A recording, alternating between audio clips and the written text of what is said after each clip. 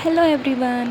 Daily PG రొటీన్‌లో lunch చేశాక మనకి 4-5 ఆ టైంకి అయితే ఏదో తినాలనిపిస్తుంది కదా! సో, నాకు కూడా అలానే తినాలనిపించింది. ఇంకా లాభం లేదు, ఏదో ఒకటి ఆర్డర్ పెట్టుకోవాలని చెప్పి నేనైతే ఆన్‌లైన్‌లో సెర్చ్ చేయడం స్టార్ట్ చేశాను. అండ్ చికెన్ వైపు అయితే మనసు చాలా ఎక్కువ వెళ్ళిపోయింది. ఎందుకంటే చికెన్ తిని నాకు చాలా రోజులు అయిపోయినట్టుంది. పీజీలో పెట్టే చికెన్ మనకు నచ్చదు. సో, అది స్కిప్ చేస్తాము. అండ్ జనరల్‌గా ఏదో ఒక చికెన్ ఐటెమ్ అయితే ఆర్డర్ చేస్తూ ఉండాలి వీక్‌లో ఒకసారైనా. సో, నాకైతే ఈరోజు అలా ఆర్డర్ చేయాలనిపించింది.